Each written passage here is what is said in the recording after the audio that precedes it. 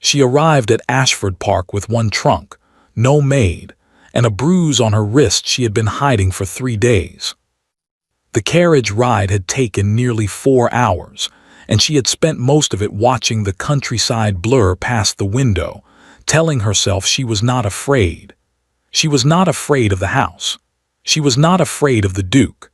She was not afraid of what her mother had said to her the night before, in that low and certain voice that left no room for argument. "You will go, you will be grateful, and you will not embarrass us." Marian had nodded. She was very good at nodding. The carriage slowed as the iron gates of Ashford Park came into view, and she sat up straighter without thinking, an old habit, trained into her spine long before she understood why. The house appeared at the end of a long gravel drive, stone-faced and vast, its windows catching the gray morning light like a row of unblinking eyes. She did not know that the Duke of Ashford was watching from one of those windows. He was not supposed to be home. He had told his steward he would be riding until noon, but something had made him turn back early, a restlessness he could not name, and he had come in through the side entrance just as the carriage rolled to a stop on the drive below. He looked down. A young woman stepped out alone. No maid followed. No second trunk was unloaded. She stood for a moment in the cold air, and he watched her pull her sleeve down over her left wrist with a small, practiced movement that she clearly did not realize anyone could see. The Duke of Ashford was not a man given to quick impressions. But he did not move from the window. The first person to speak to Marian at Ashford Park was not the butler. It was a young housemaid named Peggy, no older than 16, who appeared at the top of the front steps before Marian had even reached them, and who looked at her with wide and earnest eyes and said, quite simply, "Oh, miss, you must be tired. Come in out of the cold." Marian stopped walking. She could not have explained later why those words affected her so much. They were ordinary words. They meant almost nothing, but she had not heard anything quite like them in a very long time, and she stood there on the gravel drive for just a moment too long, her trunk sitting behind her, the cold wind pulling at the loose strands of her hair. Come in out of the cold. As if her comfort were the natural and obvious concern. She followed Peggy inside. The entrance hall of Ashford Park was the largest room Marian had ever stood in. The ceilings rose to a height that made her feel very small, and the floors were pale marble, and a great staircase curved upward at the far end with the quiet confidence of something that had existed for centuries, and expected to exist for centuries more. Everything was very clean and very still and smelled faintly of beeswax, and something she could not identify, something almost like warmth, which she knew was not a smell but which she could not think of another word for. She was looking up at the ceiling when the housekeeper arrived. Mrs. Holt was a tall woman in her late 50s, with silver hair pulled back precisely, and the kind of posture that suggested she had never once in her life allowed herself to slouch. She walked toward Marian with a measured and unhurried step, and when she reached her, she looked at her for a moment with an expression that Marian could not quite read. Not unkind, not dismissive, something else. Something almost like recognition. "Miss Voss," she said, and her voice was low and even. "Welcome to Ashford Park. I am Mrs. Holt. I manage the household." "Thank you," Marian said.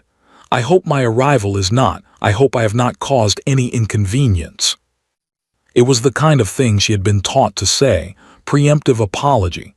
She was very practiced at it. Mrs. Holt looked at her for a moment longer than was strictly necessary. "No inconvenience at all," she said. "Your room is ready. Peggy will take you up." It was not a remarkable thing to say. And yet Marian had the strange and unsettling feeling, as she followed Peggy up the great staircase, that Mrs. Holt had wanted to say something else entirely. Her room was on the second floor at the end of a corridor that overlooked the east garden.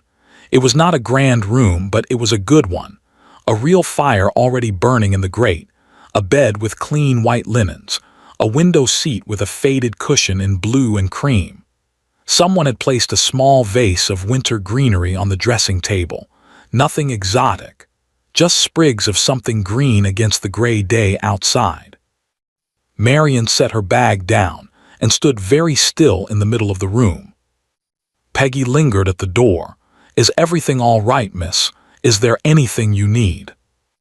"No," Marian said, and then, because the girl was still looking at her with that open and uncomplicated concern, "It is a very nice room, thank you." Peggy smiled and closed the door softly behind her. Marian sat down on the edge of the bed. She pressed her hands together in her lap very carefully and looked at the fire, and did not allow herself to cry.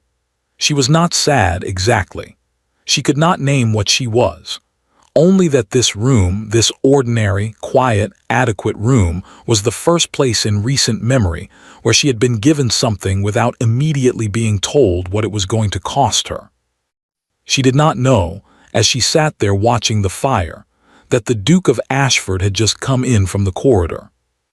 She did not know that he had passed her door and paused, just for a moment at the sound of silence, where he might have expected weeping.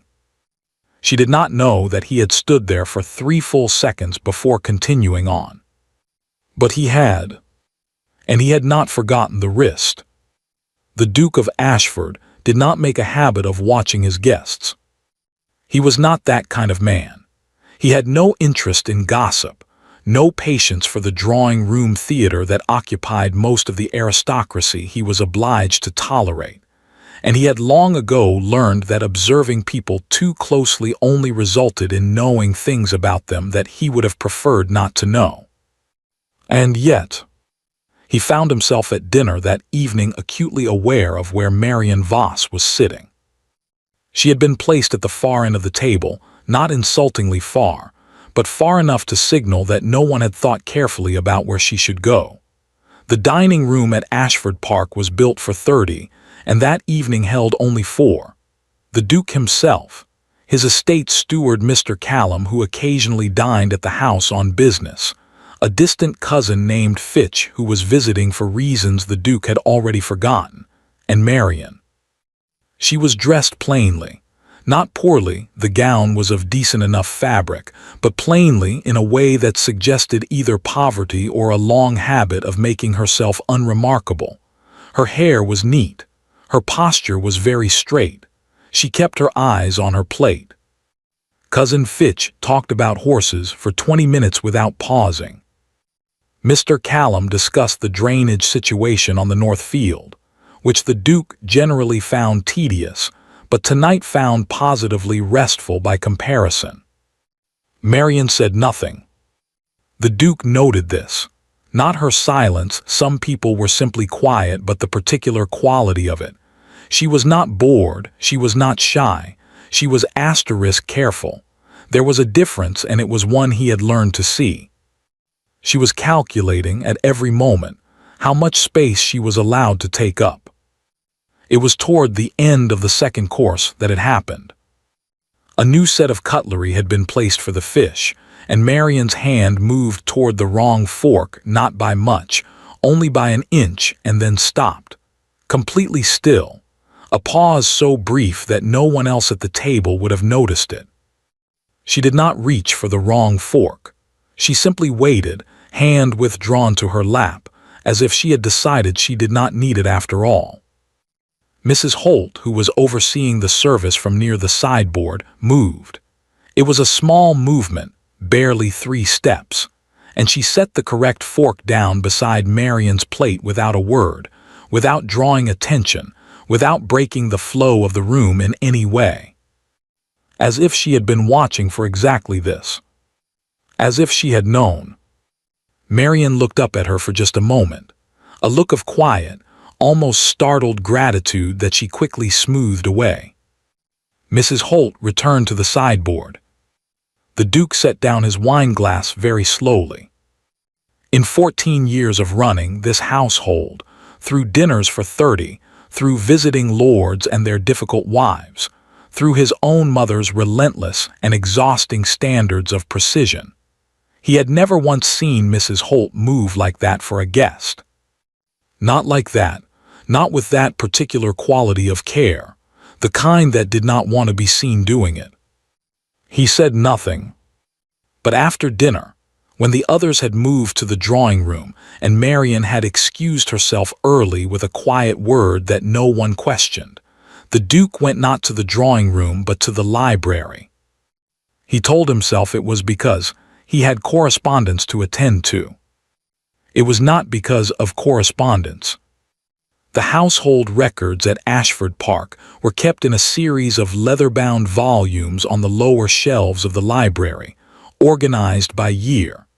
The Duke had looked at them perhaps twice in his adult life, both times for practical reasons involving property boundaries. He pulled out the volume from 23 years ago and set it on the desk. He was not entirely sure what he was looking for. He told himself he was simply curious about Mrs. Holt's history of service. She had been with the household long before he inherited. It was reasonable to want to understand his own staff. He turned the pages slowly. The records were meticulous: names, dates, positions, wages. Footmen and housemaids and kitchen girls listed in a precise and faded hand. He ran his finger down the columns, not yet knowing what would stop him. And then something did. A name, listed under housemaid, starting 24 years ago and ending abruptly, mid-year, with a single word in the margin written in a different hand than the rest. Dismissed. The name was not Holt. The surname was Voss. The Duke sat back in his chair. He looked at the name for a long time. Then he looked at the date she had been dismissed. Then he did a calculation that was simple enough that he wished, almost immediately, that he had not done it. He closed the book. He sat in the library for a while longer, looking at the fire. Then he went to bed. He did not sleep well. Upstairs, in the room at the end of the east corridor, Marian sat at the small writing desk by the window and began a letter to no one in particular.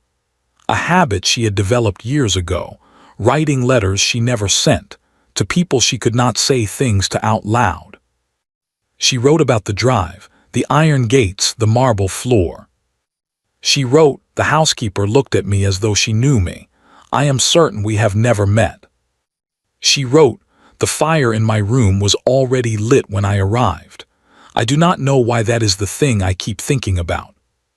She folded the paper and put it in the small box she kept at the bottom of her trunk, beneath everything else. Then she lay down, pulled the blankets up to her chin, and listened to the house settle around her in the dark, its old beams shifting, its stone walls holding the cold at bay, and felt, for the first time in longer than she could remember, that the walls around her were not a trap. She was asleep before she could examine that feeling too closely. Down the hall, a door that had been slightly ajar was quietly pulled shut. They arrived on a Thursday without warning. Marian was in the garden when she heard the carriage, or rather, she heard the particular sound of gravel displaced with unnecessary force, which was how her mother had always preferred to arrive anywhere, as if the ground itself should know she was coming. She stood up slowly from where she had been crouching beside a dormant rose bed, brushing the soil from her gloves, and watched the black carriage roll to a stop at the front of the house. Her mother stepped out first.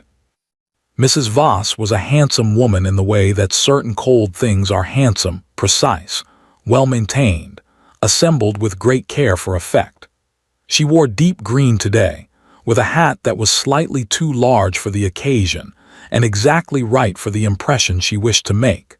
She looked at the front of Ashford Park with the expression of a woman calculating the distance between where she stood and where she felt she deserved to be. Then came Cecily. Marian's half-sister was 2 years younger and 4 inches taller, and she descended from the carriage with the easy confidence of someone who had never once in her life been made to feel she was taking up too much space. She was pretty in a bright and obvious way, with her mother's eyes and considerably more warmth in their expression, though that warmth, Marian had learned long ago, was largely ornamental. Neither of them looked toward the garden. Marian did not call out. She pulled off her gloves slowly, one finger at a time, and went inside through the side door. She learned later from Peggy, who had the particular gift of knowing everything that happened in a house within minutes of its happening, that her mother had announced the visit to the butler as though she had been invited, that she had commented on the entrance hall in a tone that managed to be both admiring and faintly critical, and that she had asked, within the first 5 minutes, whether the Duke was at home. He was. He received them in the drawing room.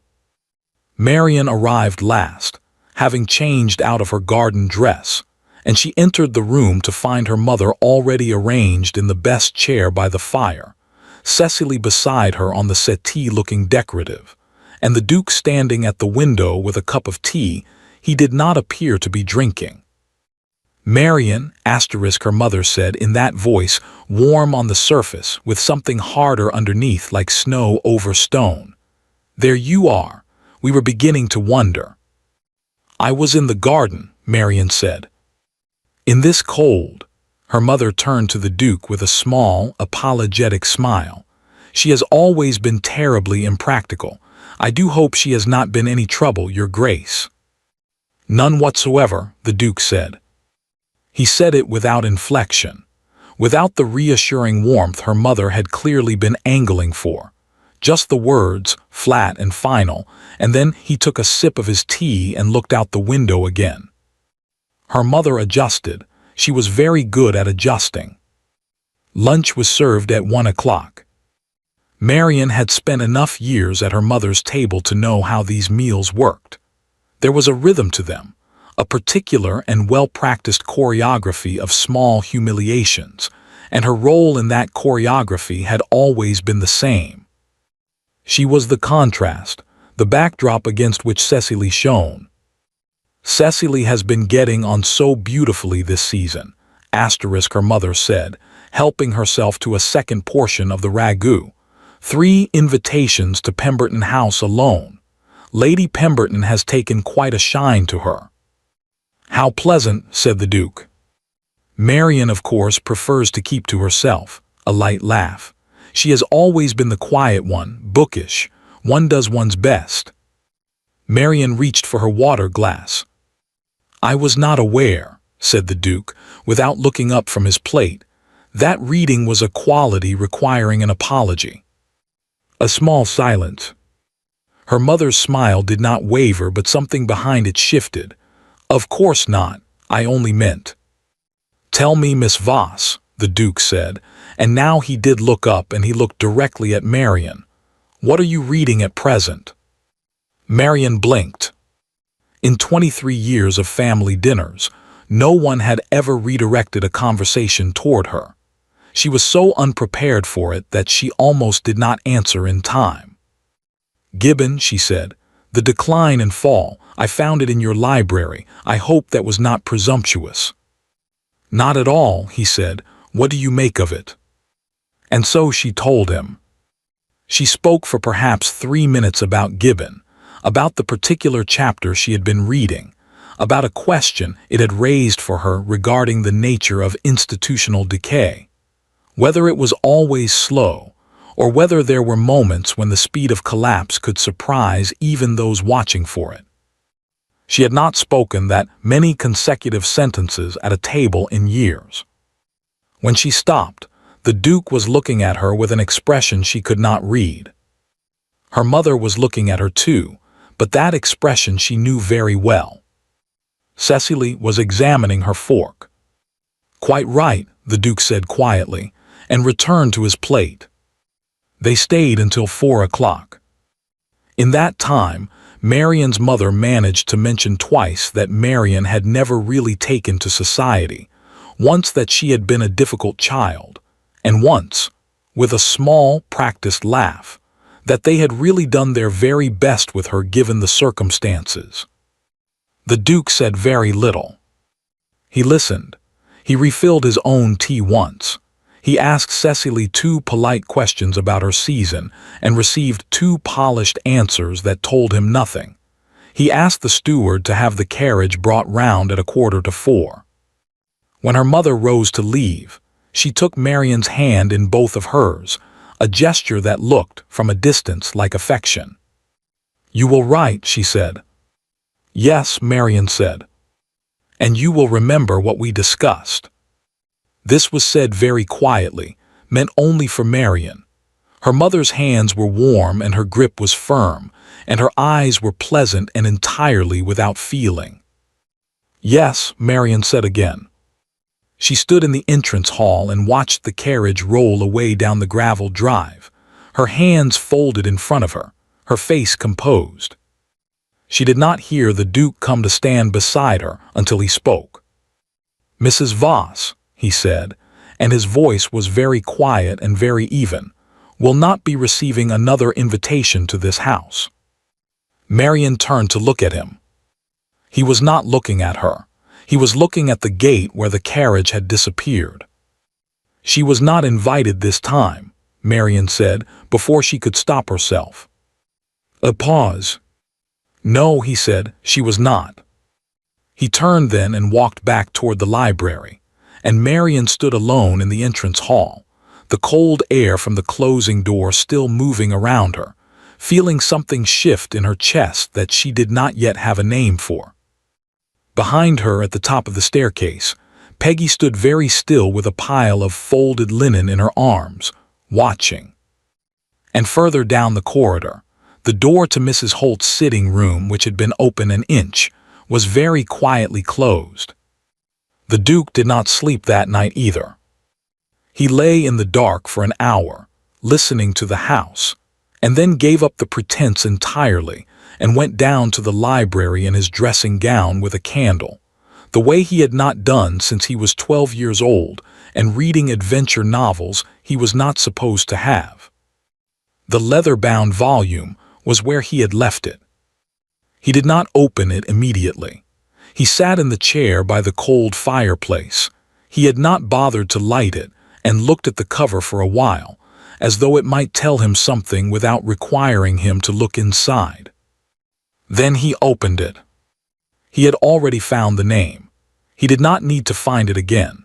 What he needed now was to follow it, to understand not just that a woman named Voss had worked in this house 24 years ago, but who she had been, and what the single word asterisk dismissed in the margin actually meant. He went back further, 25 years, 26. He found her first entry, a housemaid, age 19, hired in the spring. Good references. Neat handwriting in the original letter of application, which had been folded and tucked into the back of the volume by someone who kept everything. Her name was Agnes Voss. He looked at the date she was dismissed. He looked at the date again. Then he went to the next volume, the one from the following year, and found what he was not quite sure he had been hoping to find. A record of a child. Not in the household accounts. In a different section at the back of the volume, in his late father's handwriting, a handwriting he would have known anywhere, having spent much of his childhood trying to imitate it. A brief notation, the kind his father made when he wished to record something without quite committing it to formal documentation. A hedge against both acknowledgement and denial. Child born to AV March, arrangements made, matter closed. The Duke sat with that for a long time. Matter closed. He thought about Marian at dinner, reaching for the wrong fork and then going still. He thought about her mother's hand on hers in the entrance hall, warm and gripless and proprietary all at once. He thought about the way she had spoken about Gibbon, not to impress him, not performing intelligence for an audience, but simply because she had been thinking about it and someone had finally asked. He thought about the bruise on her wrist on the day she arrived. He closed both volumes and sat in the cold library for a long time, not thinking about anything in particular, which was how he thought about the things that mattered most. He found Mrs. Holt the next morning before breakfast. She was in the linen room off the back corridor, doing an inventory with the calm and thoroughness she brought to everything, and she looked up when he appeared in the doorway without surprise, which told him that she had been expecting this conversation for some time. He closed the door behind him. "Agnes Voss," he said. Mrs. Holt set down her ledger. She folded her hands in front of her. She looked at him with the expression of a woman who had been carrying something heavy for a very long time and had long ago made peace with the weight of it. "Yes, Your Grace," she said. "You knew her?" "I did. We worked together for 3 years. She was a good person, quiet, careful. She worked very hard and asked for very little." "And my father?" It was not a question. Mrs. Holt received it as one anyway. "Your father was not a cruel man," she said carefully. "But he was not always a careful one. And Agnes was very young, and this was a very large house, and she had no one to tell her how these things could go." The Duke looked at the wall. She was dismissed. "When it became apparent, yes," a pause, "your father made arrangements, money, a placement in another household in another county. She was told never to return and never to speak of it." "And the child?" Mrs. Holt was quiet for a moment. "She kept her," she said. "I did not know that for many years. I lost track of Agnes entirely after she left. It was only later, much later, that I heard she had married. A Mr. Voss. A respectable man, I believe, though not a wealthy one. He died when the child was still small." "And the child's name?" the Duke said. "Marian, said Mrs. Holt. The word sat between them in the small room, among the folded linens and the smell of lavender, and the ordinary quiet of a morning that had become something else entirely. "She does not know," the Duke said. "No. You have known since she arrived." "I knew her the moment I saw her," Mrs. Holt said, and her voice was perfectly even, but her hands, the Duke noticed, had tightened slightly against each other. "She has his eyes, your father's eyes, the shape of them. I would have known her anywhere." The Duke said nothing. "I did not know how to tell her," Mrs. Holt continued. "I did not know if it was my place. I did not know." She stopped, composed herself. "She has not had an easy time of it, Your Grace. That much is clear without anyone needing to say it." "No," he said, "it is clear."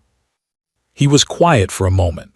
Outside, somewhere in the house, he could hear the distant sound of a door opening, footsteps in the corridor, Marian, perhaps, going down to breakfast.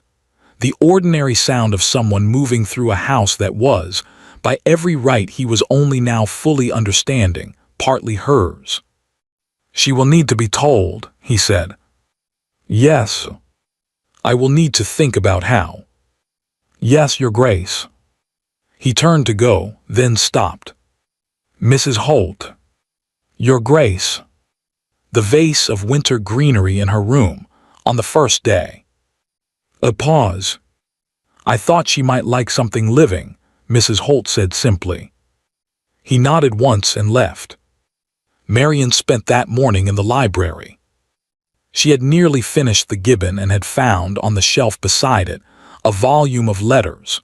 Real letters, historical ones, written between two people she had never heard of, but who had clearly loved each other with great practicality and very little sentimentality, which she found more moving than most declarations she had encountered. She was deep in the middle of it when the Duke came in. She looked up, he looked at her, and for just a moment, a single, unguarded moment, there was something in his expression that she did not know how to read. Not pity, not the cool appraisal she had grown used to from men of his position, something more uncomfortable than either of those things, something that looked almost like. He looked away first. "Good morning," he said, moving toward his desk. "Good morning," she said. He opened a letter. She returned to her book. They sat in the same room for the better part of an hour, not speaking, and it was the most comfortable Marian had felt in the presence of another person in as long as she could remember. Which was, of course, precisely when it went wrong.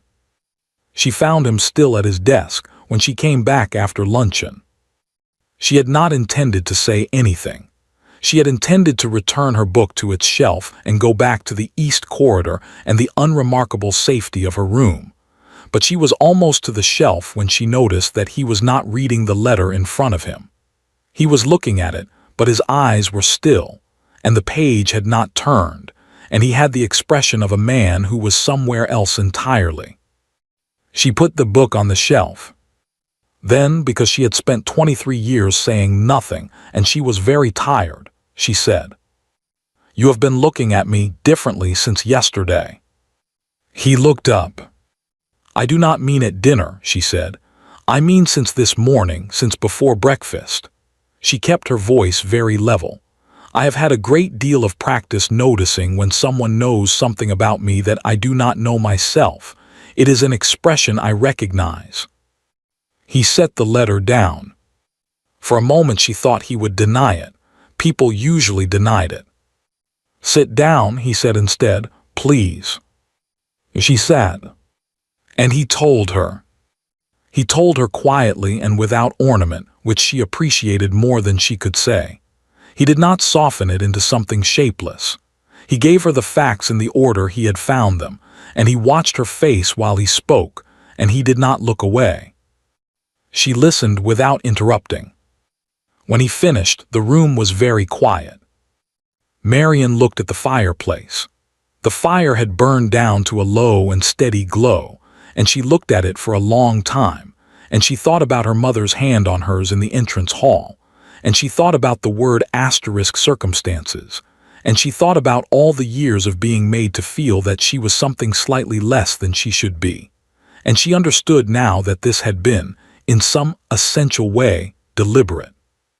She had not been an embarrassment. She had been a secret. There was a difference, and it was a difference that rearranged everything she thought she had known about her own history. "Mrs. Holt," she said finally. "She has known since you arrived." "The greenery," Marian said softly, almost to herself, "in the room." "Yes." She looked at him then, and she could feel, even as she did it, that her expression had shifted into something harder than she intended, something defensive, which she hated but could not seem to stop. "And you," she said, "what do you intend to do with this?" He frowned slightly. "I beg your pardon." "This information," she kept her voice even. "You are a duke. I am apparently your late father's natural daughter, which makes me an inconvenience at best and a scandal at worst. You have found this out, so I am asking, what do you intend to do with it?" He looked at her for a long moment. "I had not yet decided," he said. "Then I will make it easier for you," she said, and she stood up, and she met his eyes, and she said the thing she had been thinking since the moment he had started speaking. "Whatever is decided, I want no part of any arrangement that requires me to be managed. I have been managed my entire life, and I am very tired of it." She set her book on the table between them with a small and final sound. And she walked out. The Duke sat in the library for a long time after she left, looking at the book she had put down, and felt, for the first time in a long while, that he had handled something badly. He was not accustomed to the feeling. He found, somewhat to his surprise, that he did not like it at all. The letter arrived on a Saturday morning. The Duke recognized the handwriting on the envelope before he had fully picked it up, that particular combination of careful elegance and underlying aggression that characterized everything Mrs. Voss put on paper.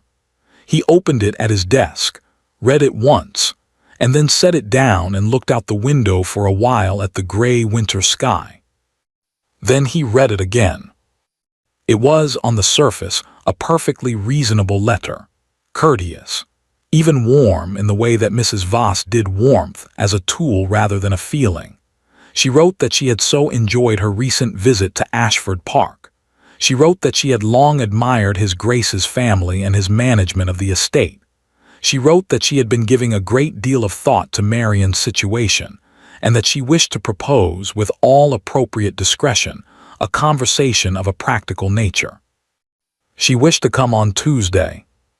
She wished to bring her solicitor. The Duke put the letter in his desk drawer and sent no reply. He did not tell Marian about the letter immediately. He told himself this was because he had not yet decided how to handle it. This was partially true. He was also, he acknowledged privately, unwilling to watch her face do what it had done in the library, that particular closing down, that careful hardening of something that had been, for just a moment, open. He had thought about that expression more than was strictly useful. Instead, he went riding. He rode for 2 hours across the estate, through the bare winter fields and along the frozen edge of the lake, and he thought about Marian, which he had been doing with increasing frequency and decreasing ability to pretend otherwise. He thought about her at dinner the first night, hand withdrawn to her lap. He thought about her talking about Gibbon with the contained excitement of someone who had long ago learned to keep their enthusiasm small. He thought about her in the entrance hall watching her mother's carriage leave, hands folded, face composed, giving nothing away to anyone who did not know what to look for. He was beginning, he realized, to know what to look for. This was either very good or very inconvenient. He strongly suspected it was both. Mrs. Voss arrived on Tuesday with her solicitor, a thin and careful man named Pratchett, who carried his briefcase with the reverence of someone transporting something sacred. The Duke received them in the formal sitting room, which he had chosen deliberately. The formal sitting room was larger and colder than the drawing room, and the chairs were less comfortable, and there were no refreshments laid out, all of which conveyed, in the language of houses, exactly what he intended to convey. Mrs. Voss sat down and looked around the room, and understood all of it and smiled anyway. "Your Grace," she said, "how very good of you to see us." "Mrs. Voss, I expect you have some idea of why we have come." "I have your letter," he said. "Then you know that we wish to speak about Marian." She folded her hands in her lap, "and about a matter that has recently come to our attention regarding her circumstances." "Her parentage," the Duke said flatly. A slight pause, "just so. And how did this matter come to your attention?" Another pause, fractionally longer. "I have always known," she said. "Agnes told me before we married. I thought it best to understand the situation fully." The Duke looked at her. He thought about a woman named Agnes Voss, 19 years old, dismissed from a house with a letter of reference, and a sum of money and a child she was told never to speak of. He thought about her marrying a man who had known this and had presumably used it, in the way that certain people use the vulnerabilities of others, not cruelly perhaps, but as leverage, as insurance, as a way of making sure that the person beside them could never quite stand fully upright. He thought about Marian, growing up in that house, being made to feel like a circumstance. "What is it you want, Mrs. Voss?" he said. She smiled. It was a very practiced smile. "Only what is best for Marian, naturally." She opened her hand slightly, a gesture of openness that was entirely performance. "She is in a difficult position. Her parentage, if it were to become known, could cause complications for everyone involved, including, I would venture, for Ashford Park itself." "Is that a threat?" "It is an observation," she said pleasantly. "Mr. Pratchett has drawn up some thoughts on how the matter might be handled. A formal arrangement, an agreement regarding Marian's future that would satisfy all parties and ensure that this remains a private family concern." Mr. Pratchett opened his briefcase. The Duke held up one hand. "Before Mr. Pratchett shows me anything," he said, "I would like to ask you one question." "Of course." "In the arrangement you are proposing, has anyone asked Marian what she wants?" The smile did not falter, but something behind it went very still. "Marian," her mother said carefully, "is not always best placed to understand what is good for her." "I see," said the Duke. "Thank you, that is all I needed to know." He stood up. "Your Grace, I will need to speak with Miss Voss before any further conversation takes place," he said. "I am sure you understand. Mrs. Holt will see you to the drawing room." He found Marian in the east garden. She was walking along the dormant rose beds with her hands clasped behind her back and her breath making small clouds in the cold air, and she looked up when she heard his footsteps on the path with an expression that shifted, in the space of a second, from startlement to wariness. "Your mother is here," he said. She stopped walking. "I know, Peggy told me." A pause. "I thought it best to be outside." "That was sensible."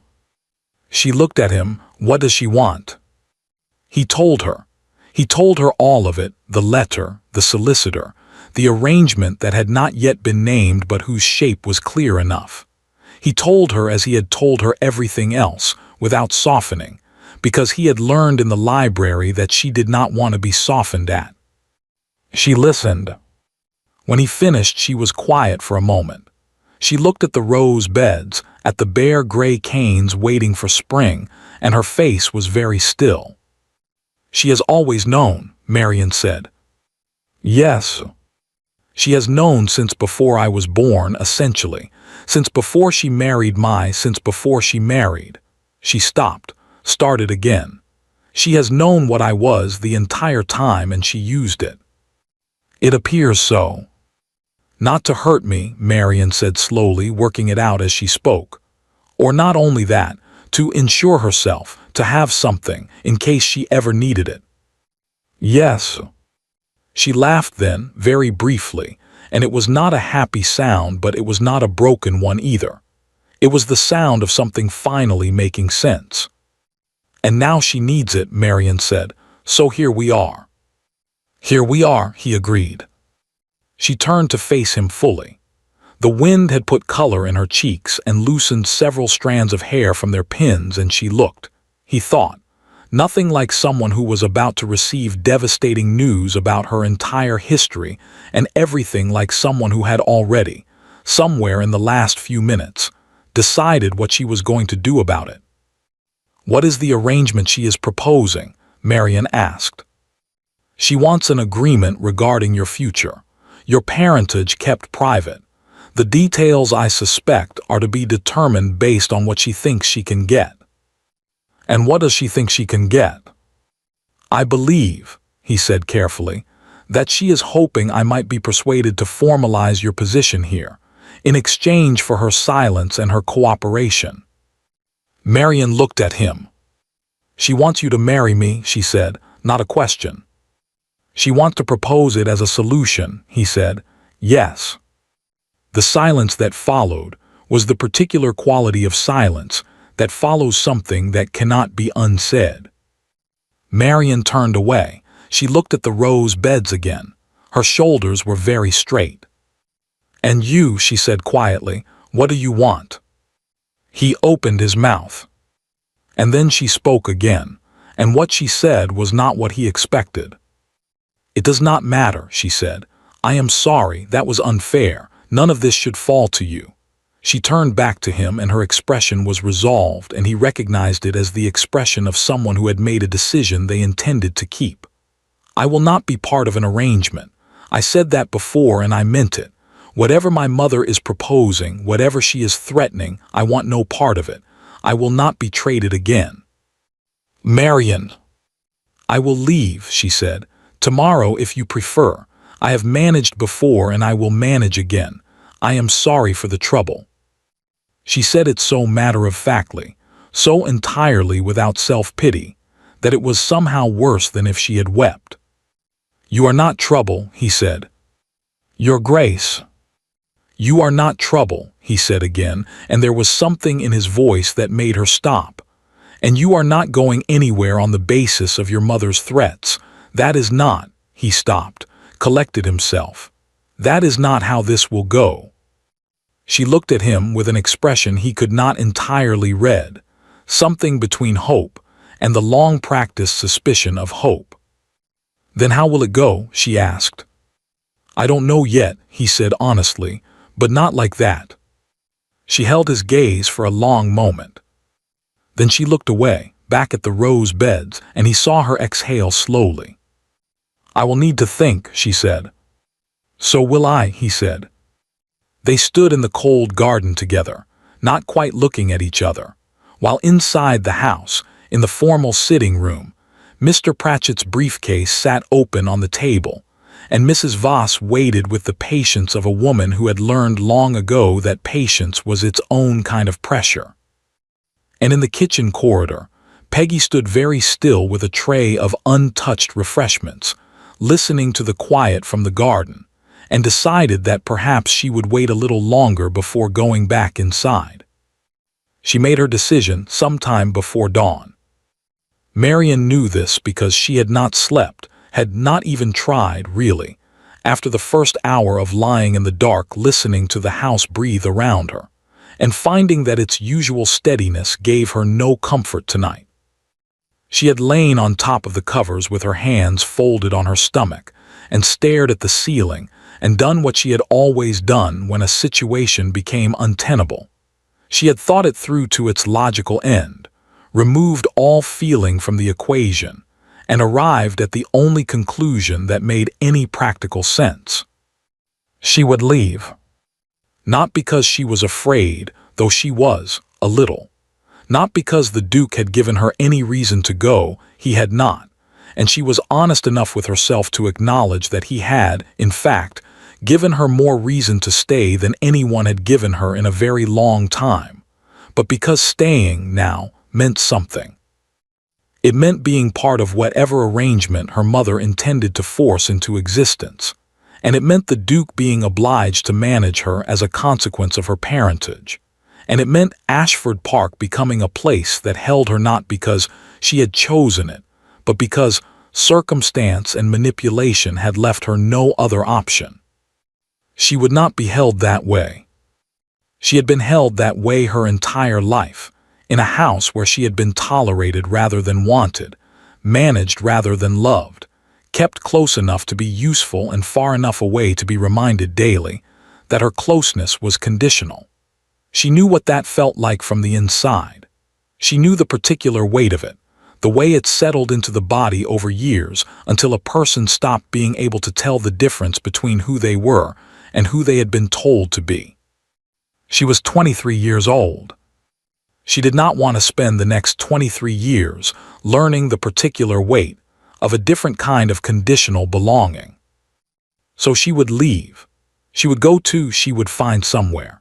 She had a small amount of money saved, enough for a few weeks if she was careful, and she was always careful, and she would find a position as a governess or a companion or something else that required a person to be quiet and intelligent and unobtrusive, and she would build something small and stable and entirely her own, and it would be enough. It would have to be enough. She got up at 5 o'clock when the house was still dark and the fire had burned down to cold ash, and she dressed by feel in the gray half-light, pulling on her warmest dress, her heaviest cloak. She moved quietly, with the particular economy of movement of someone who had long practice in not being noticed. She did not light a candle. She packed her trunk efficiently, taking only what was hers, which was not very much, and leaving everything that had been provided by the house. The extra blanket, the nightgown Peggy had lent her when her own was damp from the laundry, the small book of household accounts that she had asked to look at once and been given, and had left sitting on the desk as a reminder to return it.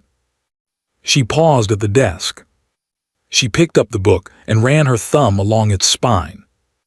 Then she put it down again, because it was not hers. She picked up her trunk by the handle.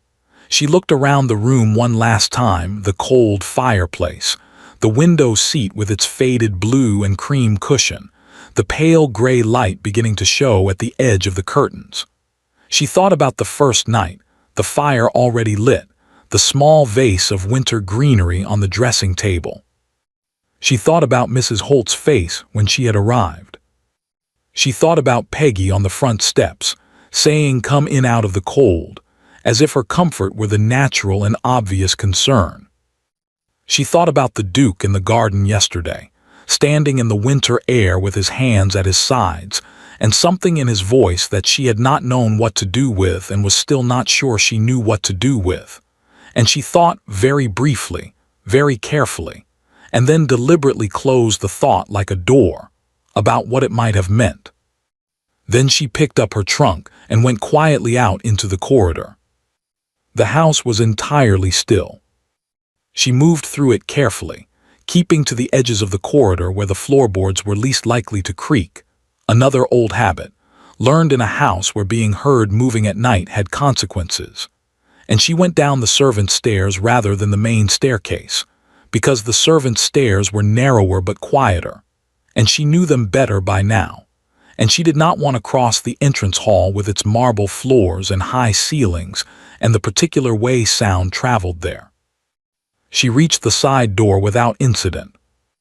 The cold air hit her immediately, sharp and clean and startling after the warm interior of the house, and she stood for a moment on the step adjusting to it, her breath a pale cloud in the early gray light.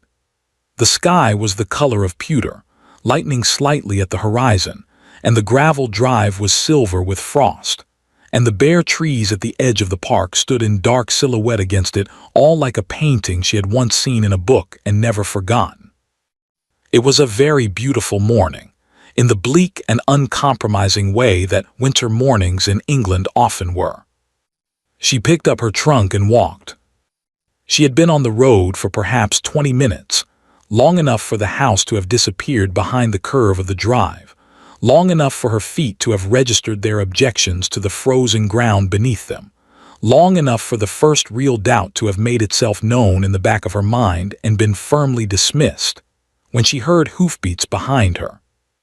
She did not turn around immediately. She told herself it was another traveler, an early rider from one of the neighboring estates, someone who had nothing to do with her. The hoofbeats slowed. She turned around. The Duke of Ashford sat on a gray horse, coatless, only his riding jacket, no hat, which told her he had come out in a hurry, looking down at her with an expression that was not quite anger and not quite relief, and was therefore something more complicated than either. She tightened her grip on her trunk. "You are not supposed to see this," she said. "I was awake," he said. "I heard the side door." "You heard," she stopped. "The house is very large. Sound travels in the morning." They looked at each other. The frost-pale road stretched between them and behind her, and the gray horse shifted its weight with a small and patient sound, and somewhere in the bare trees a single bird had begun to sing. "I am not going back," she said. "I know," he said. "I am not here to take you back." This was not what she had expected. She had prepared herself on the walk for various versions of this conversation, him telling her she was being impractical, him telling her she was obligated to stay, him telling her that her options were limited and she should be sensible. She had good answers ready for all of these. They had kept her company on the cold road. She did not have a good answer for "I am not here to take you back." "Then why are you here?" she said. He dismounted. He looped the reins over one arm and walked toward her through the frost, and he stopped when he was close enough that she could see his face properly in the morning light. The lines of it, the particular and guarded quality of his expression that she had spent the past weeks learning to read slowly, the way you learned a language that had no formal grammar. "Because I realized last night," he said, "that I have been approaching this entirely wrong." She waited. "I have been thinking about your situation as a problem to be managed," he said. "Your mother's threats, your parentage, what the county would say, what ought to be done, And in thinking about all of that, I managed to think very little about what you actually." He stopped, started again. "I have been making decisions about your life without asking what you wanted from it. And I am aware that this is precisely what everyone else has always done. And I'm standing here at 6 o'clock in the morning in the frost telling you that I am sorry for it." She stared at him. In 23 years, no one had said those words to her. Not once, not in that order and not meaning them. "Your mother," he continued, "will not get what she came for. I have already written to my solicitor. Whatever she is planning to threaten, it will not work, and she will be made to understand that clearly. Your parentage is your own information, and what you choose to do with it is your decision alone. I have no intention of using it as leverage of any kind." "Then what do you intend?" she said. Her voice was very careful. He looked at her for a long moment. "I intend," he said slowly, "to ask you what you want. Not what is practical, not what solves the problem, what you actually want, and then I intend to listen to the answer." The bird in the trees had been joined by another. The sky was lightening, pale gold beginning to show at the edge of the pewter. The frost on the road was starting, barely, to soften. "That is a very unusual question," she said. "I know. No one has asked me that before." "I know that too," he said quietly.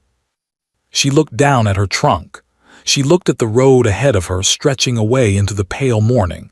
She looked at him. "If I told you what I wanted," she said carefully, "and if it was not what you expected, you would not hold it against me." "No. You would not use it." "No. How am I to know that?" He was quiet for a moment. "You are not," he said. "Not yet. That is the difficulty with trust. It cannot be proven in advance." He held her gaze. "But I am standing on a frozen road at 6 in the morning without my coat. I am not sure what else I can offer as evidence."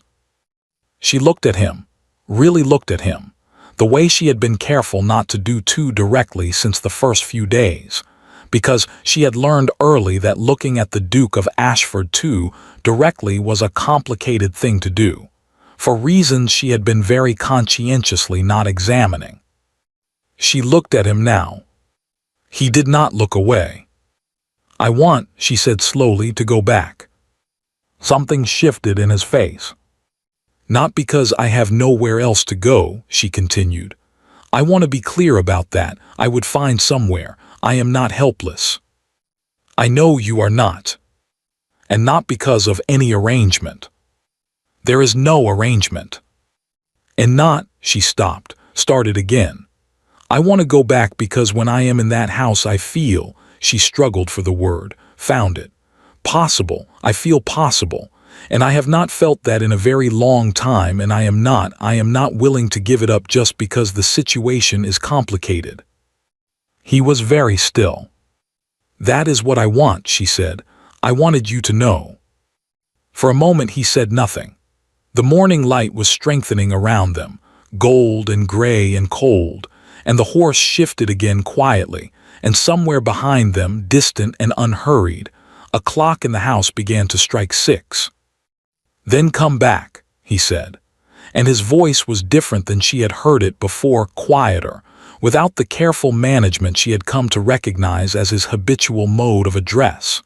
Just the words, plain and unguarded and meaning something she was not yet ready to name. She picked up her trunk. He reached out and took it from her hand before she could object. She let him. They walked back up the frost-pale drive together, the horse following behind them with the patient and amiable air of an animal that had seen stranger things, and neither of them spoke. And the silence between them was not the silence of people who had nothing to say, but the silence of people who had said the important thing, and were taking a moment to understand that they had said it. Mrs. Holt was in the kitchen when they came in through the side door. She looked at Marian. She looked at the Duke. She looked at the trunk in the Duke's hand. Her expression remained entirely composed. Breakfast will be ready in half an hour, she said. Thank you, Mrs. Holt, Marion said. Mrs. Holt nodded and returned to her work. But Peggy, who was standing at the far end of the kitchen with a basket of eggs, and who had been watching all of this with very wide eyes, caught Marion's gaze as she passed and broke into a smile so immediate and so unguarded that Marion almost smiled back before she could stop herself. She went upstairs. She put her cloak on the chair. She unpacked her trunk. She placed the small box of letters back in the drawer of the writing desk, and she sat for a moment with her hands in her lap and her heart doing something complicated and vigorous in her chest. And she thought that she would need to write a letter tonight, to no one in particular, in her usual way, and that, for the first time in years, she was not sure she would be able to keep it as brief as she usually did. There was rather a lot to say. Her mother left Ashford Park that afternoon. She did not go quietly, but she went. The Duke had spoken with her in the formal sitting room for precisely 23 minutes, Peggy counted, from the corridor, and when she emerged, she was wearing the expression of a woman who has discovered that the leverage she believed she had is considerably less effective than she had imagined. Mr. Pratchett's briefcase was still closed. Marion watched from the window of the east corridor as the black carriage rolled away down the gravel drive, and she felt not triumph exactly, not relief, something quieter than either of those things, something that had to do with doors closing and other doors possibly beginning to open. She was still standing at the window when she heard his footstep in the corridor. She did not turn around. "It is done," he said. "Yes," she said. "I could tell from her posture." A pause, and then, to her considerable surprise, she heard him make a sound that was very nearly a laugh. She turned around.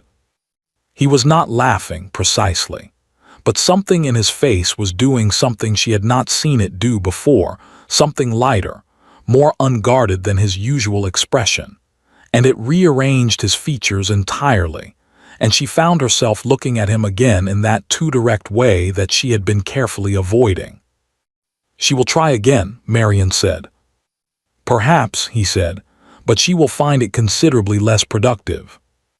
"What did you say to her?" He considered. "I told her that Miss Voss's circumstances were a private matter, and that any attempt to make them otherwise would be met with the full resources of this estate and its legal counsel, and that she should take the afternoon to consider how comfortable she was with that particular prospect." Marion looked at him. "You threatened her." "I informed her of the relevant facts," he said, with great precision. "With the full resources of the estate." "Which are considerable." She held his gaze for a moment. "Thank you," she said, and meant it entirely without qualification. He nodded once. Then he did something she had not seen him do before. He looked slightly uncertain. Just for a moment. A small and human uncertainty that crossed his face and was quickly managed, but not quite quickly enough, and she caught it, because she had become very good at catching the things he was trying not to show. "There is something else," she said. "Yes," he said. "Tell me." He was quiet for a moment. Outside the window, the carriage had disappeared through the gate, and the gravel drive was empty again, and the winter light was beginning to soften toward afternoon. "I am aware," he said carefully, "that this morning I asked you what you wanted and you told me, and I am aware that I responded to what you said, but I did not." He stopped. "I did not answer in kind." She waited. "What I want," he said, and his voice had that quality again, that unmanaged quiet, "is considerably more complicated to say than I had anticipated." "I am not in a hurry," she said. "No," he said, "I don't suppose you are." He looked at her for a long moment, the kind of look that said several things at once and trusted the other person to understand them, and then he said, "Will you walk with me, in the garden before the light goes?" It was such a simple thing to ask, such an ordinary thing, a walk in the garden before the light went. "Yes," she said, and went to get her cloak. They walked for a long time without speaking. This was, Marian had come to understand, one of the particular qualities of the Duke of Ashford. He did not fill silence because he was uncomfortable with it. He filled it only when he had something to say, and when he did not, he simply walked beside her through the frost-pale garden with his hands clasped behind his back and his eyes on the middle distance. And the silence between them was so entirely without pressure that she found herself relaxing into it in a way she rarely relaxed into anything. She had spent her whole life in the company of people who used silence as a weapon, who let it stretch and sharpen until she felt compelled to fill it, to apologize into it, to offer something, anything to end it. She had learned to dread silence the way other people dreaded raised voices. Walking beside him, she did not dread it at all. They went along the east garden first, past the dormant rose beds and the bare pergola and the stone bench where she had sat on her first afternoon, not yet knowing the house well enough to find anywhere else to go. Then through the gate in the old yew hedge into the kitchen garden, where the winter vegetables stood in their patient rows, and the smell of cold earth rose up around them. Then out through the far end and around the edge of the park, where the ground rose slightly and you could see, if you turned, the whole west face of Ashford Park laid out against the gray sky, its stone walls and its ranked windows and the pale smoke rising from its chimneys. She turned. He turned too. They stood for a moment looking at it. "It is a very serious house," she said. "Yes," he said. "It has always seemed to me that it is waiting for something. I have never been entirely sure what." She looked at him. "Do you like it?" He considered this with the care he brought to everything. "I was not asked whether I liked it," he said. "It was given to me. I have tried to be worthy of it." "That is not the same as liking it." "No," he agreed. "It is not." He paused. "I like it better than I did," he said, "lately." She looked back at the house and did not ask him what he meant, because she thought she knew, and the knowing of it was doing something considerable to her composure that she preferred to manage quietly. It was when they turned back toward the house that he spoke. Not about anything important at first. He told her about the estate, the history of it, the way it had come into his family 3 generations ago through a marriage that had been, by all accounts, almost entirely practical and had produced, against all reasonable expectation, a genuinely happy union. "My great-grandmother planted the rose beds," he said. "She brought the cuttings from her family's estate in Kent. My great-grandfather thought it was a considerable amount of trouble to go to for flowers. He said so, apparently, several times. And yet the roses are still there. And yet the roses are still there." Something moved in his voice. "He outlived her by 20 years and never had them removed. There are letters, I found them once in the library, in which he writes about them to a friend. He says they are the only thing in the garden that still seems to know what it is doing." Marian looked at the rose beds as they passed them again, the bare canes moving slightly in the cold wind. "That is one of the saddest things I have ever heard," she said. "Yes," he said, "I have always thought so too." They walked on. "Do you read all the letters in the library?" she asked. "Most of them, eventually." A pause. "It is a large library and I have spent a considerable number of winters here alone." She thought about that, about him in the library in the evenings, reading the letters of people who were no longer alive, learning the history of a house that had been given to him rather than chosen, in winters that stretched long and quiet around him. She thought about what that kind of solitude did to a person, not the solitude itself, which she understood well enough, but the particular shape of it, the way it settled differently in different people. Some people it made small and bitter. Some people it made large and strange. Some people it made very careful and very private and very attentive, because there had been no one to be attentive to, and the capacity had simply waited. She thought that perhaps that was what kind of solitude it had been for him. "You knew about me," she said. "Before you told me, you had time to decide what to do with it." "Yes. And you decided to tell me." "It seemed," he said, "the only thing that was actually mine to decide." She looked at him. "What do you mean?" "I mean that the information was yours," he said. "It belonged to you. I had found it, but that did not make it mine to keep. I was holding it, temporarily, and the right thing to do with something that belongs to someone else is to give it back." She was quiet for a moment. "Most people," she said, "would not have seen it that way." "No," he said, "I imagine they wouldn't. Most people would have used it." "Yes. My mother certainly did." "Your mother," he said, with a precision that was almost but not quite contempt, "is a woman who has spent a great deal of energy acquiring things that do not belong to her." Marian thought about this. She thought about her childhood, the way her mother had always known exactly how much she could take and take and take before Marian would break, and had calibrated her behavior accordingly, never quite crossing the line into something that could be named, always retreating just far enough to make Marian question her own perception. She thought about being told she was difficult. She thought about being told she was ungrateful. She thought about being told, in 100 small and unremarkable ways, that her presence in that house was conditional on her usefulness, and her usefulness was defined entirely by her mother's needs. She thought about standing in the entrance hall of Ashford Park on her first day, and Mrs. Holt saying welcome, and the extraordinary thing that ordinary word had done to her. "I did not understand," she said slowly, until I came here, how I did not know what it was supposed to feel like, to be in a place. He glanced at her.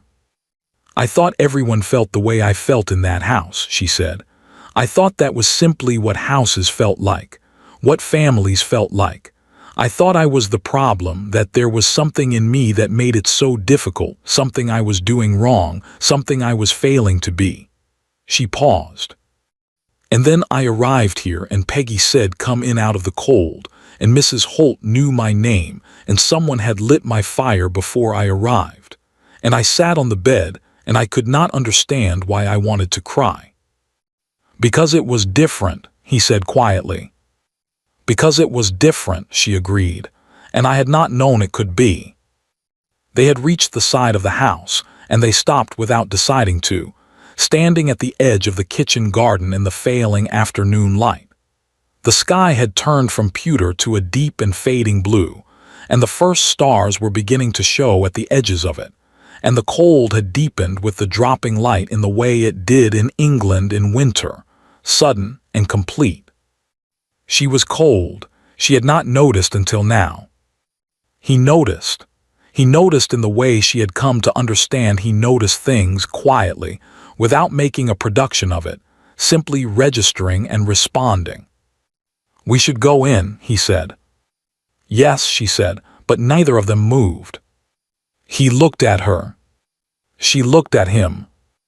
And all the things that had been accumulating between them for weeks, all the quiet observations and the careful conversations, and the mornings in the library and the side door and the frost-pale road, all of it seemed to gather itself in the cold air between them and ask, in a voice she could not ignore, what she intended to do about it. "I should tell you something," he said. "Yes," she said, "I think you should." He was quiet for a moment, not the silence of a man who did not know what to say, but the silence of a man who was deciding how to say the thing he had known for some time he needed to say. "I have not been," he stopped, started again. "When you came here, I was not in the habit of expecting anything from anyone. I had become very settled in my own company. I had decided that this was simply how things were and that there was no particular reason to change them." She waited. And then you arrived, he said, with one trunk and a bruise on your wrist you were trying to hide, and you sat at the far end of my dinner table and said nothing and gave nothing away, and I could not stop watching you, which was entirely inconvenient, and I was not grateful for it. She almost smiled. I am sorry to have been inconvenient. You are not sorry at all, he said, and there was something in his voice now, a warmth so unguarded that she felt it as a physical thing. No, she admitted, not particularly. Good, he said, because I find that I am not either, not anymore. He turned to face her fully, and she turned to face him, and the garden was very still around them, and the cold stars were very bright overhead, and she was aware of her own heartbeat in a way she was not accustomed to being aware of it. I am not proposing an arrangement, he said. I want to be clear about that.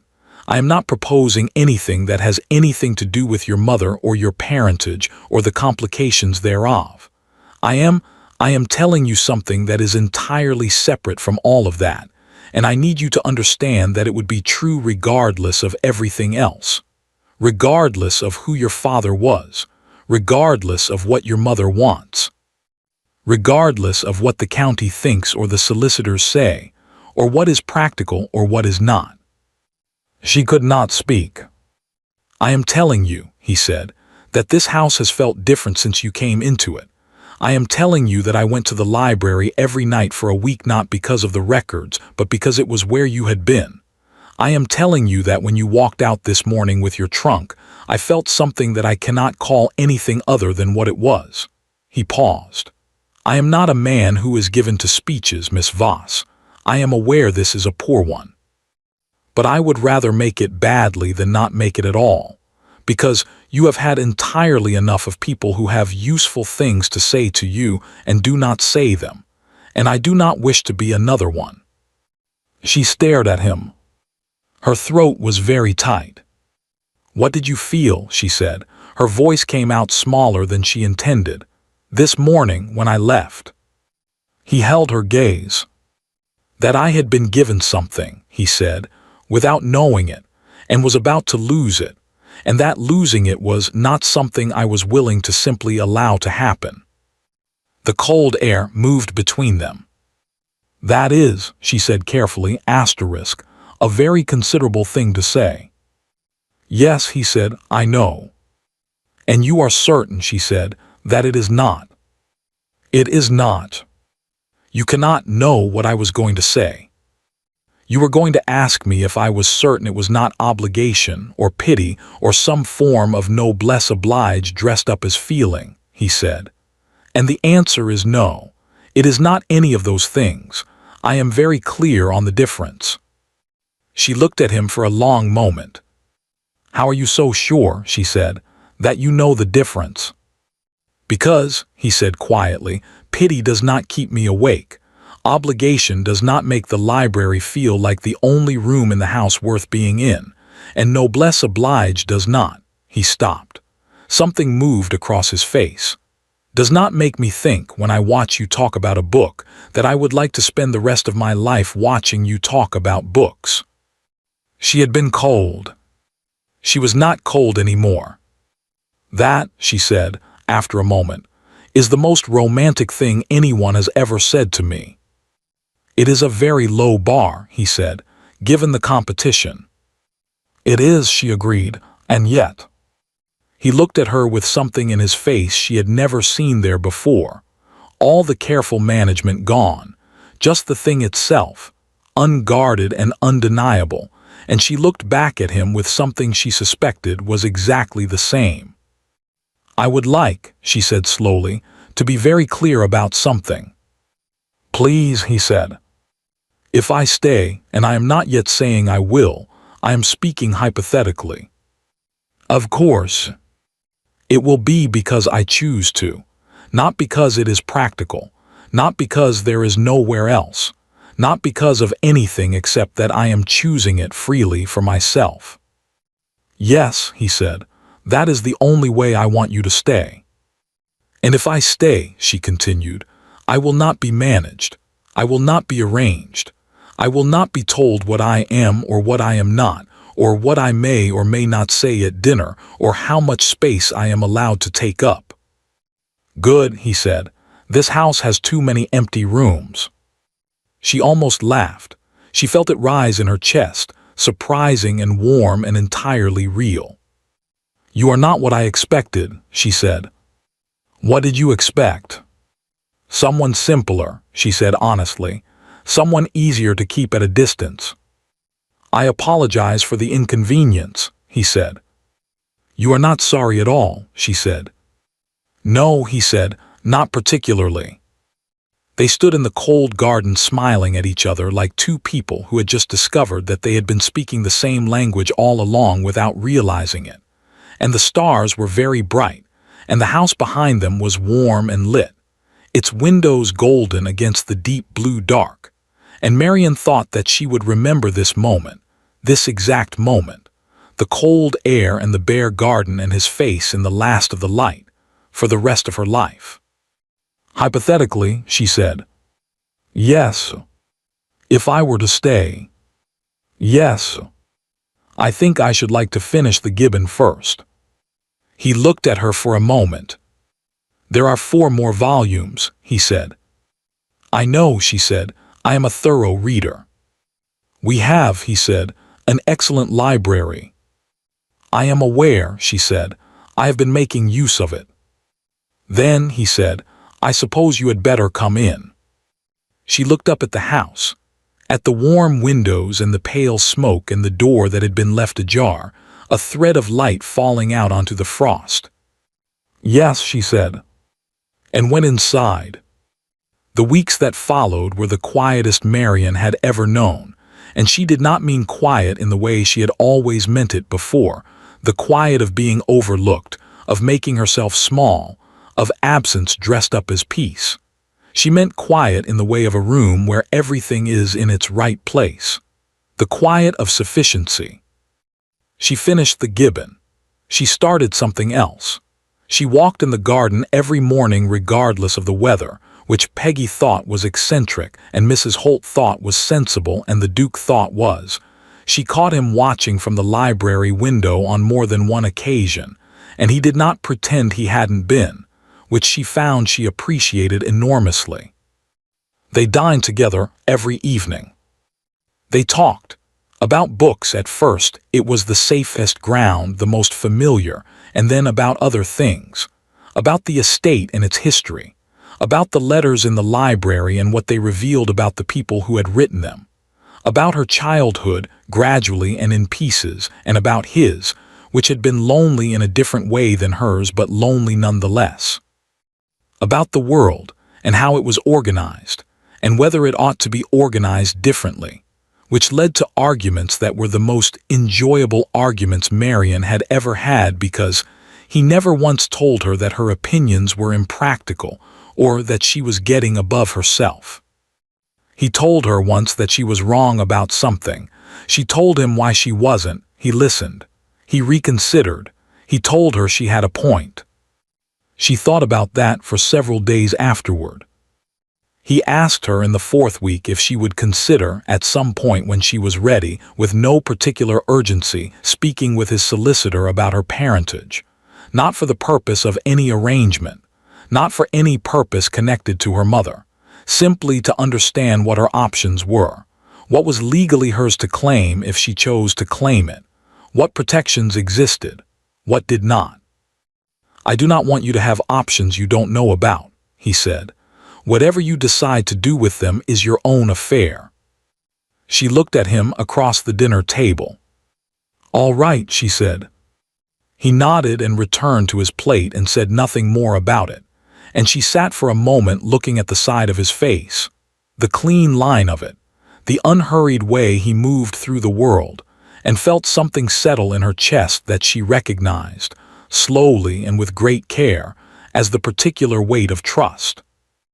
Not given blindly, not given because she had no choice, given because the evidence, accumulated over weeks, pointed in one direction, and she was a thorough reader, and she had read it carefully. It was Mrs. Holt, who came to her one evening in the 5th week.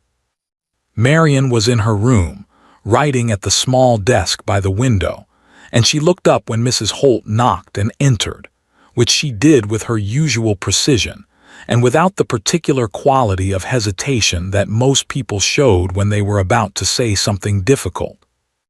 Mrs. Holt simply came in and sat down in the chair by the cold fireplace, and looked at Marion with the expression she had worn since the first day, that expression of recognition, of something long held finally finding its proper home.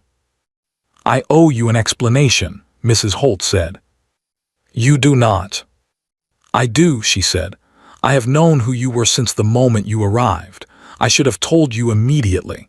I chose instead to wait and to watch, and to hope that things would arrange themselves in a way that would make it easier to say." She paused. "I was a coward about it. I want you to know that I am aware of that." Marion looked at her for a long moment. "Were you afraid of what I would do?" she asked, "when I found out?" "I was afraid," Mrs. Holt said slowly, of what it would cost you, finding out all at once without having had any time to feel safe here first. She looked at her hands briefly. "I remembered your mother. I knew what kind of house you had come from. I thought perhaps if you had a few weeks first of simply being here, of knowing that this was a place that wanted you, perhaps then it would not be such a hard thing to land." The room was very quiet. Marion thought about the fire that had been lit in her room before she arrived, about the winter greenery on the dressing table, about Peggy on the front steps, about all the small and deliberate acts of welcome that she had thought were simply the ordinary way of this household, and understood now were something rather more specific than that. "You were protecting me," she said. "I was trying to," Mrs. Holt said. "I am not certain I did it correctly." "You did," Marion said. Her voice was not entirely steady. "You did it exactly correctly." Mrs. Holt looked at her. Something in her face, all that silver-haired precision, all that composed and measured restraint, shifted, very slightly, and what was underneath it was so simple and so old and so entirely without complexity that Marion felt it like a hand pressed flat against her sternum. "I held you," Mrs. Holt said quietly. "When you were born, your mother let me hold you for a few minutes before they took you away. You were very small and you looked very serious, and I thought," she stopped, steadied. "I thought, whoever this child grows into, she deserves better than what is about to happen to her." Marion could not speak. "I am glad," Mrs. Holt said, "that you are here." The fire crackled between them. Outside, the winter dark pressed against the window, and inside the room was warm and lit and entirely real. "So am I," Marion said, and meant it with everything she had. The proposal, when it came, was nothing like what she had imagined proposals to be. She had imagined when she had allowed herself to imagine, which had not been often, because imagining things that were not going to happen had always seemed like a particular cruelty to herself, that proposals were formal events, orchestrated, a man on a knee in a drawing room, specific and stageable language. It happened in the library. Of course it happened in the library. She had been reading, and he had been writing letters, and the fire had burned down comfortably between them, and the evening had settled into that particular quality of stillness that she had come to understand as belonging specifically to this room, to this configuration of two people who had discovered, slowly and without intending to, that they were simply better in the same space than out of it. He set his pen down. She turned a page. "Marion," he said. She said, "I would like to marry you." She turned another page, then stopped, looked up. He was watching her with the expression she had come to know best, that particular quality of attention, patient and unhurried and entirely focused, the expression of a man who had decided something and was waiting to find out if the world agreed. That, she said, was not a question. No, he said, it was not. I know my own mind. A pause. But your answer is a question, obviously, if you want it to be. She looked at him. She thought about the frost-pale road and the library evenings and the rose beds and Gibbon and the dinner table and every conversation they had ever had. And she thought about what she had told him in the garden, I feel possible. And she thought about what it meant that she still felt that way, weeks later, and felt it more rather than less, and felt it most strongly in exactly this room, in exactly this chair, with exactly this man writing letters at his desk in the firelight. Yes, she said. He looked at her. Yes, I will marry you, she said clearly. Not because of anything except that I want to. Is that sufficiently clear? Perfectly, he said. Good, she said, and returned to her book.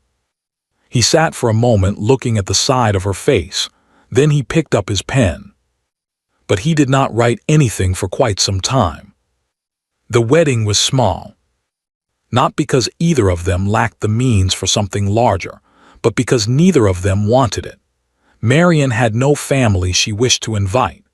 Her mother received a letter informing her of the marriage after the fact, which was the Duke's idea and one of the things she loved him for most. And the Duke had a small and scattered family who sent congratulatory letters with varying degrees of surprise. Mrs. Holt organized everything with her usual precision and wept on the day with a completeness that surprised no one who knew her. Peggy cried louder and was entirely unashamed of it. The ceremony was held in the small chapel on the estate, attended by the household staff and two of the Duke's oldest friends and Mr. Callum the steward, who stood very straight throughout and seemed to be experiencing feelings he was not accustomed to having. Marian wore her best dress, which was not particularly fine, and carried a small bunch of winter greenery because there were no flowers, and walked into the chapel beside Mrs. Holt, who had offered her arm with a composure that lasted exactly until they reached the door. Ready, Mrs. Holt said. Marian looked ahead, at the chapel interior, at the small gathered faces, at the Duke standing at the front with his hands clasped and his expression performing calm with limited success. Yes, she said. She was.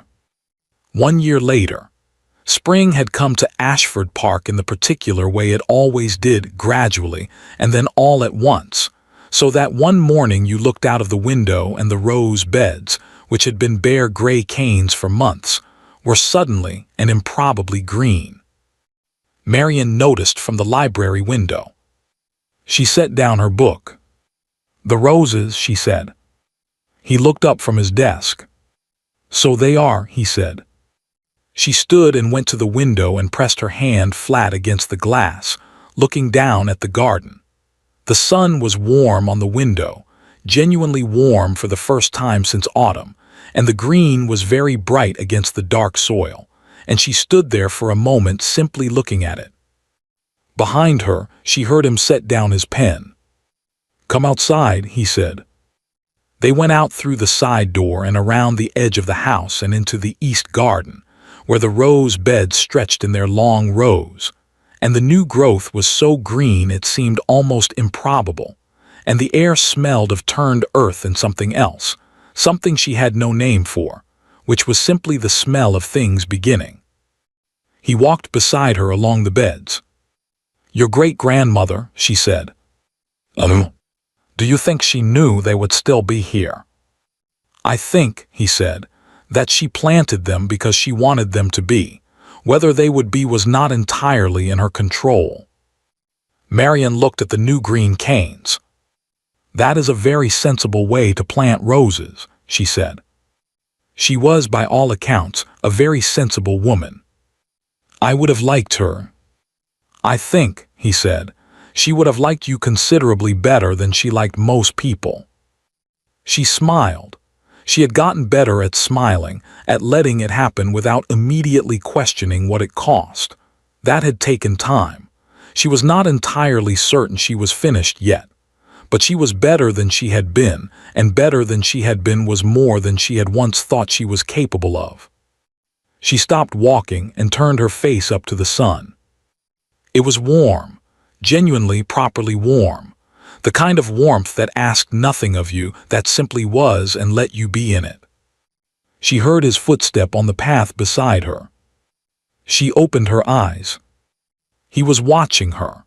He watched her the same way he always had, from the very beginning, that patient and unhurried attention, as if she were worth looking at carefully, as if there were no urgency, as if he had all the time there was and was glad to spend it exactly here. She had never stopped finding it remarkable. She hoped privately that she never would. "Mrs. Holt wants to know," he said, "whether you want the east sitting room repapered this summer, or whether you prefer to wait until autumn." "Summer," she said. "The blue, we discussed it." "I will tell her." "You could let me tell her." "You could," he agreed, "or I could, since I am going inside." "Then tell her summer and the blue," she said, "and tell her also that I would like tea in the garden if it stays warm, and that Peggy may bring it out if she wants some air." "Peggy always wants some air." "I know, that is why I said it." He looked at her for a moment with the expression she had come to love best, that small and private thing, that warmth he reserved for moments when there was no one watching, which she had come to understand was not warmth reserved for her but warmth that she had called out of him, that had not been there before she came. She had not known, when she arrived at this house with one trunk and a bruise she was trying to hide, that she had anything to give anyone. She knew better now.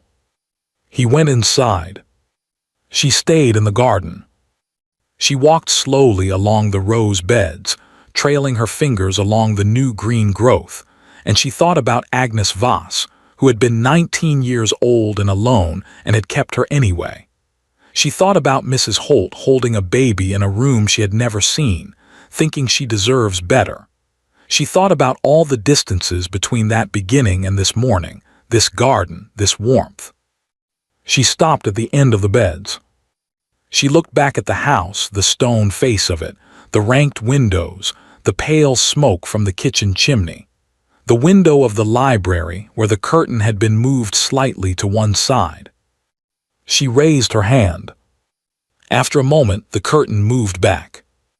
She turned to the roses. The first bud of the season was there at the very end of the last bed, small and tight and very green, just beginning to show the faintest edge of color at its tip. Not open yet, not quite, but present, undeniable, doing with great patience and no drama exactly what it had always been going to do. She crouched down and looked at it for a long time. Then she stood up, brushed the earth from her hands, and went inside to order the tea. She had arrived with one trunk and a bruise she tried to hide. She had not known, then, what she was walking into. She had not known about the fire already lit, or the woman who had held her once and never forgotten, or the man at the window who would turn back from his ride and spend the better part of a year discovering that the thing he had not known he was waiting for had arrived in a carriage on a gray morning in winter, and pulled her sleeve down over her wrist and walked toward his house alone. She knew now. She had learned it the way she had learned everything worth knowing, slowly, carefully, and by paying attention. It had been, she thought, the best kind of education,